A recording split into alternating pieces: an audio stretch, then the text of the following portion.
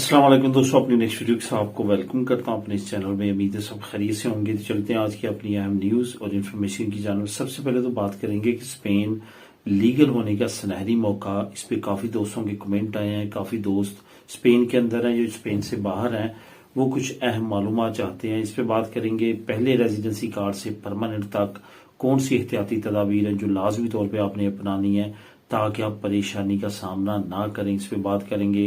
यूरोपीय यूनियन नया deport programme, इस पे बात करूंगा। अपना घर जीरो एडवांस पे आप किस तरह ले सकते हैं, एक अहम बैंक ने एक अहम अपडेट जारी की है। इस पे बात करेंगे वीडियो के आखिर में। तो दोस्तों, जो आप लोगों के साथ आज मैं लिंक शेयर कर रहा हूं, आखिरी जो दो न्यूज हैं, यानी कि यूरोपीय यूनियन नया डिपोर्ट प्रोग्राम और अपना घर जीरो एडवांस पे, इन दोनों के लिंक्स आपको नीचे डिस्क्रिप्शन में मिल जाएंगे। आप खुद भी इनको क्लिक करके रीड कर सकेंगे।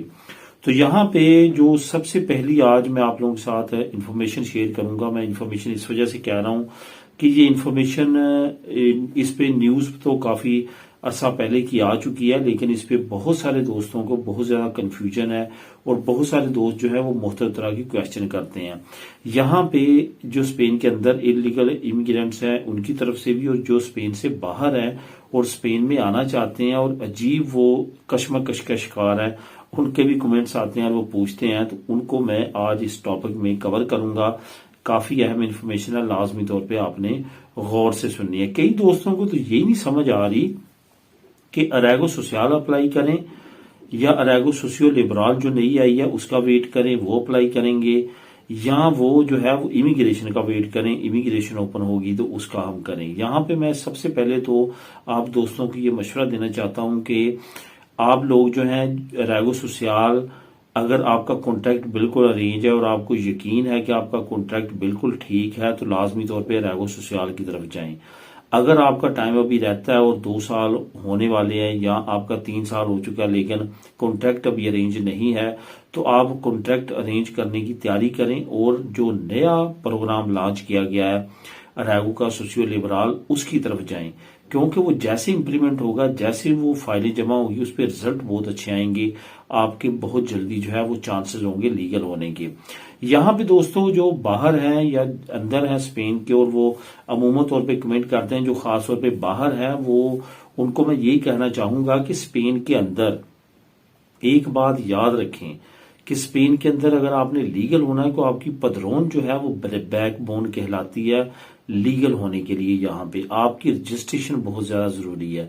मैं उसको इंग्लिश में इस वजह से बोल रहा हूँ ताकि आपको समझ आए। जो जिन दोस्तों को स्पेनिश नहीं आती, पदरोनामिento नहीं बारे में पता, उनको मैं रजिस्ट्रेशन का बोल रहा हूँ कि रजिस्ट्रेशन आपने आके यहाँ पे किसी न किसी स्पेन के अंदर टाउन हॉल में करवानी है, और उसका जैसे टाइम पूरा होगा, अगर इमिग्रेशन में फॉर एग्जांपल 6 महीने की मांग लेते हैं तो 6 महीने चाहिए होगी। अगर आपने अरेगो सोशल के लिए है तो 3 साल जैसे कि ऑलरेडी है। अरेगो जो नई सोशियो लिबरल शुरू हुई है ये 2 साल की है। अरेगो फार्मासियन जो है वो 2 साल की है।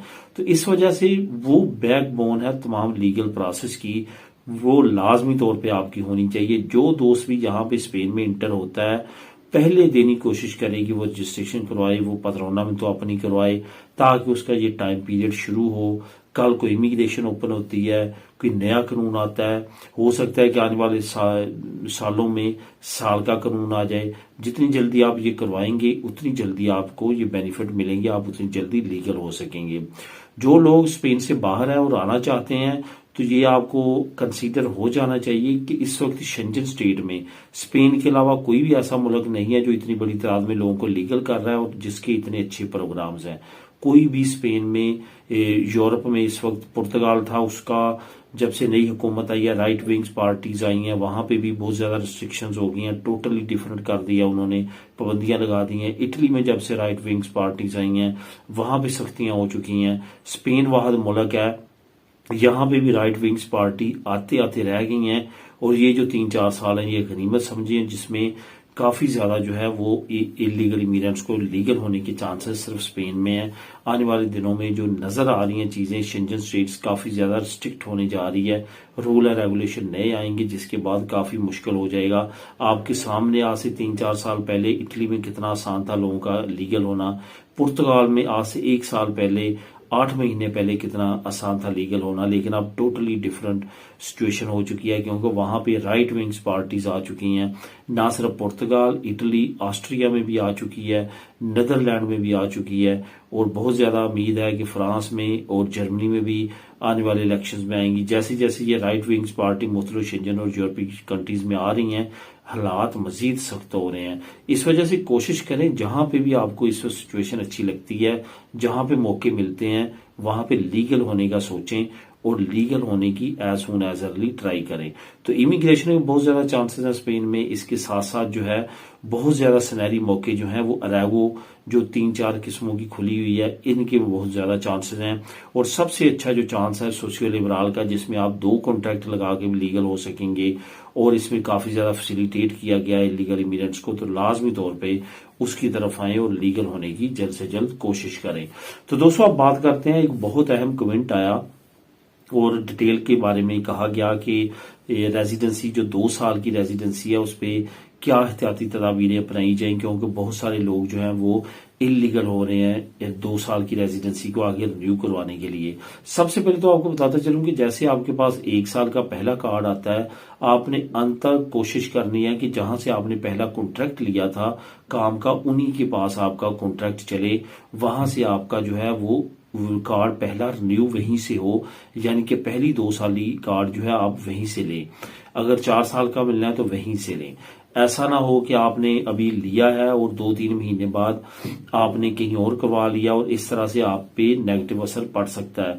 तो इस वजह से एक इस चीज का आपने ख्याल रखना। दूसरा ये रखना है कि आपको जो पहला 1 साल का कार्ड मिला है उसमें कोशिश करें कि अपनी होम कंट्री ना जाएं। अगर जाना भी है तो 1-2 महीने के लिए जाएं, लेकिन आलता चलता हो, आलता बंद करवा के नहीं जाना, वो आपके लिए प्रॉब्लम हो सकता है। जब आपके पास पहली 2 साल का कार्ड मिल जाता है आपको, उसमें भी आपने क्या करना है कि 2 साल के कार्ड में 4 महीने से ज्यादा मुल्क से बाहर नहीं रहना, यानी कि स्पेन से बाहर नहीं रहना। पारो ना लगवाएं और काम करें, और जितना ज्यादा आपका टैक्स जाएगा उतनी ज्यादा आप जो है सिक्योर होते जाएंगे अगली रेजिडेंसी के लिए। कोशिश करें कि वहां पे आपका चलता रहे आलता और आपका टैक्स जाता रहे, तो अगली आखिरी 2 साल होगी वो इतना ज्यादा मसला नहीं होगा।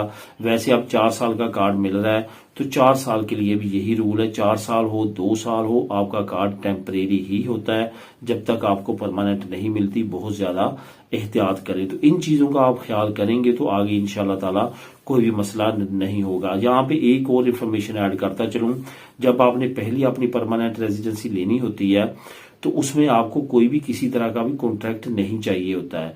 तो इस वजह से कोई भी इसमें प्रॉब्लम नहीं है। जैसे आप पहली 2 साली या पहला 4 साल का कार्ड लेंगे तो वर्क कॉन्ट्रैक्ट लगेगा, आप कहाँ काम कर रहे हैं सारा कुछ।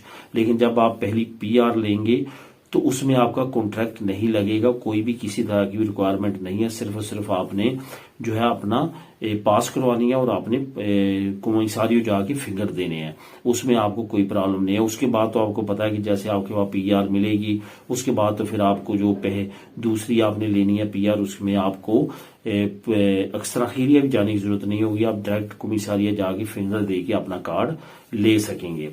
अब दोस्तों बात करते हैं यूरोपीय यूनियन का नया डिपोर्ट प्रोग्राम, जो कि तकरीबन 14 से 17 ममालक ने खतूत लिखे हैं यूरोपीय यूनियन हेडक्वार्टर ब्रसल्स में कि जो डिपोर्ट प्रोग्राम है यूरोपीय यूनियन का उसको लॉन्च किया जाए, यानी कि ज्यादा असाइलम सीकर जो फेल हुए हैं उनको डिपोर्ट करने का प्रोग्राम वाज़ेह किया जाए और डिपोर्टेशन बड़े पैमाने पे शुरू कर दी जाए।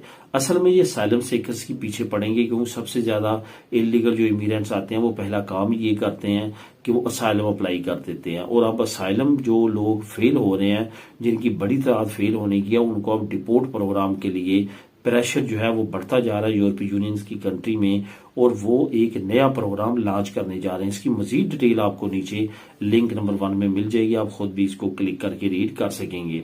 इसके बाद दोस्तों आखिर में बात करते हैं एक बहुत अच्छी खबर की, जिसका बहुत ज्यादा दोस्त इंतजार में रहते हैं, और बहुत ज्यादा दोस्त ऐसे हैं, बहुत सारी फैमिलीज ऐसी हैं जो अपना घर खरीदना चाहते हैं स्पेन में, लेकिन आपको पता है कि एडवांस की शक्ल में अगर 1 लाख का भी घर होगा तो आपको पता है कि आपको 20,000 तो एक चाहिए, 10% सिंधे का चाहिए, और 2-3% आपको बैंक के चार्जेस जो कि वो कमीशन वगैरह अपना लेते हैं काम वगैरह करने का, ऑफिस वर्क, उसके लिए चाहिए।